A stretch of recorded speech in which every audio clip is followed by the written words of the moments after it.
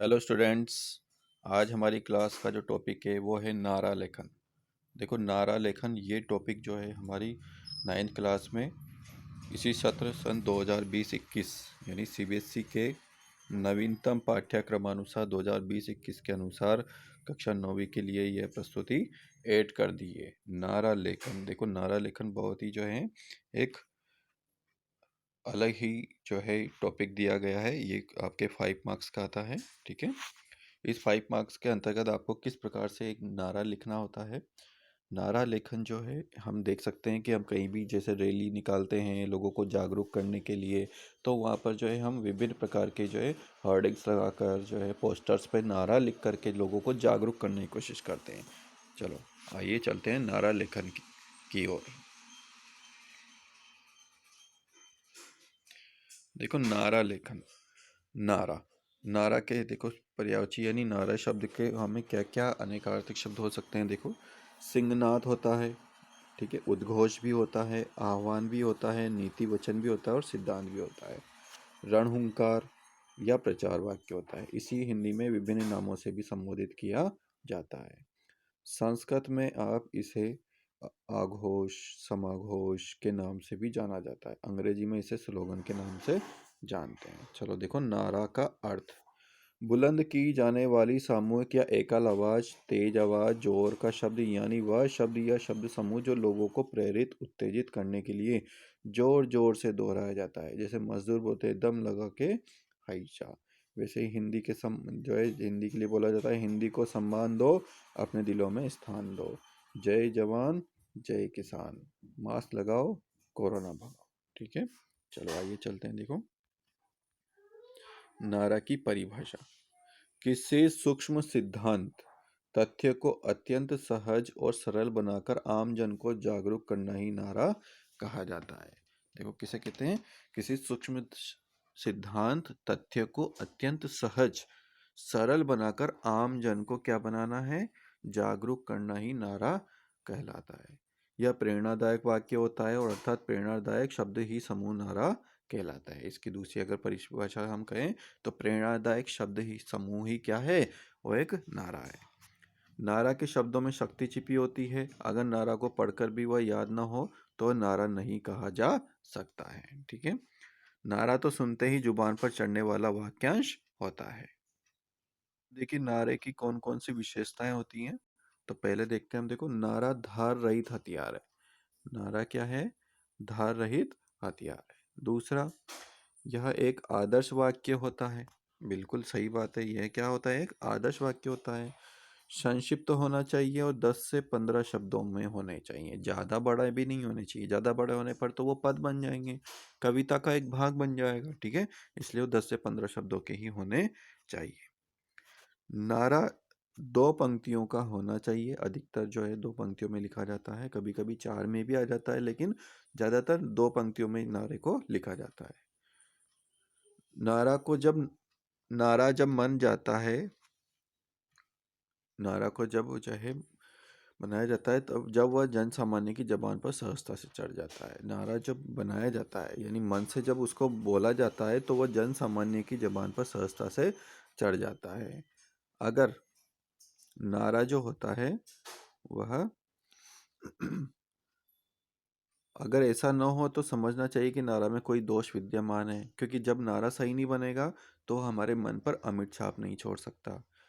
नारा लेखन में विराम चिन्हों का उचित प्रयोग होना चाहिए, क्योंकि जहाँ पर अगर हम कोमा यानी अल्प विराम का प्रयोग नहीं करेंगे तो हम रुकेंगे नहीं, और वो पूरा स्लोगन ना बोल करके हम तुकान शब्दों को ना बोल करके और हम उसे सीधा सा वाक्य के रूप में बोल सकते हैं, तो वो नारा नहीं कहलाएगा। जो भाव हम कहने बोलने चाह रहे हैं, बताना चाह रहे हैं, उस भाव में बिल्कुल भी जो है वो भाव नजर नहीं आएगा। इसमें गंभीर अर्थ छिपा हुआ होता है। नारा लेखन में लय भी होनी चाहिए, तुक भी होनी चाहिए और अंत्यानुप्रास का प्रयोग होना चाहिए। अंत्यानुप्रास मतलब एक से आवाज वाले शब्दों का प्रयोग। ठीक है, इसमें सहज, लोकप्रिय व प्रभावी शब्दों का समावेश होना चाहिए। नारा आकर्षण का केंद्र होना चाहिए। नारा लेखन का रचनात्मक होना चाहिए। आप देख सकते हैं, देखो नारा लेखन के विभिन्न रूप होते हैं। है ना, यानी नारों को जो है अलग अलग भागों में विभाजित किया गया है। तो देखो राजनीतिक नारा यानी राजनीति से संबंधित नारा जैसे आता है, अब की बार मोदी सरकार, ये नारा जब चुनाव हुए थे लोकसभा के तो उस समय ये काम आया था। तो उस समय जो है ये जेपी सरकार ने इस नारे को काम में लिया था, अब की बार मोदी सरकार। तुम मुझे खून दो मैं तुम्हें आज़ादी दूंगा, देखो सुभाष चंद्र बोस का है ये, ठीक है। इनकलाब जिंदाबाद ये भगत सिंह का है। साइमन कमीशन वापस जाओ ये लाला लाजपत राय जी ने कहा था। तो ये भी एक स्लोगन है। धार्मिक नारा हिंदू मुस्लिम सिख ईसाई आपस में है सब भाई भाई, ये तो सभी के जुबां पर है ना। जो है रैली वगैरह निकालते हैं तो ये धार्मिक नारा है, अर्थात धर्म से संबंधित ये सभी धर्मों के लिए है, ठीक है। हिंदी मुस्लिम सिख ईसाई आपस में सब भाई भाई। फिर देखो सामाजिक नारा बेटी बचाओ बेटी पढ़ाओ गरीबी हटाओ, ये अटल बिहारी वाजपेयी का है। बेटी बचाओ बेटी पढ़ाओ और गरीबी हटाओ।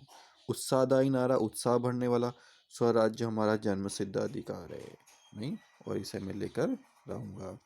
बोधात्मक नारा जल है तो कल है, ये हमें बोध करा रहा है, ज्ञान करा रहा है। तो जो जानकारी देता है ज्ञान कराता है वो बोधात्मक नारा, जल है तो कल है। व्यावसायिक नारा आत्मनिर्भर भारत। आध्यात्मिक नारा नर सेवा नारायण सेवा। शैक्षणिक नारा दीप से दीप जलाएंगे भारत को साक्षर बनाएंगे। देखिए आपको यहाँ पर जो है कुछ नारों के यहाँ पर दिए हुए उदाहरण। पहला उदाहरण देखो कोरोना से संबंधित उदाहरण है। देखो वर्तमान में कोरोना महामारी जो चल रही है उस महामारी को लेकर हमने बनाया है लोगों को जागरूक करने के लिए, जिसमें आपको एक परफॉर्मा बनाना है।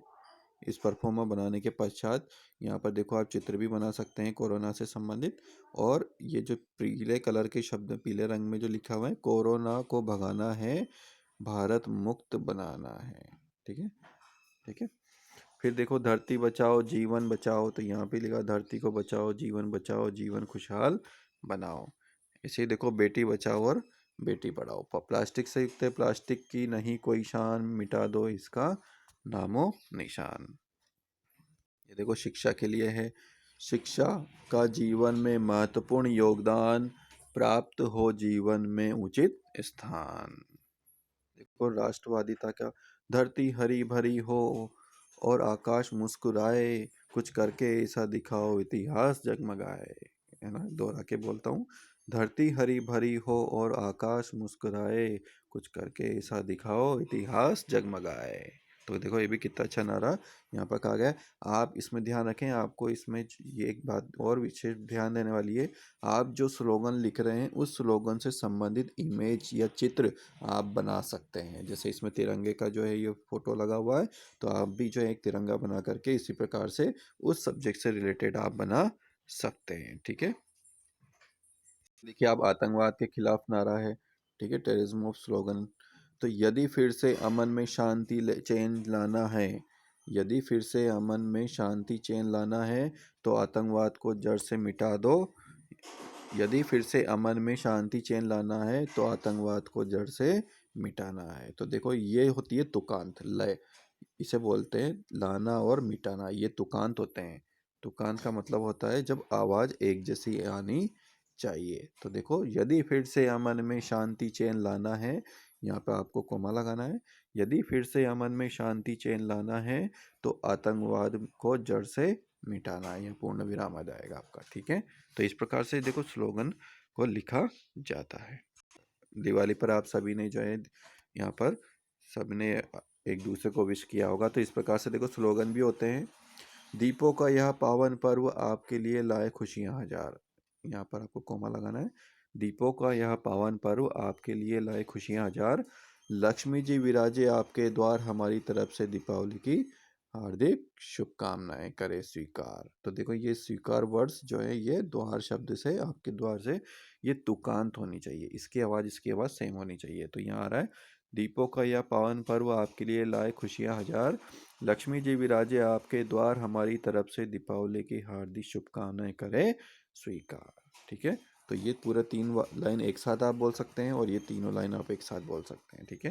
मैं वापस रिपीट करता हूँ, दीपों का यह पावन पर्व आपके लिए लाए खुशियाँ हजार, लक्ष्मी जी विराजे आपके द्वार, हमारी तरफ से दीपावली की हार्दिक शुभकामनाएं करे स्वीकार।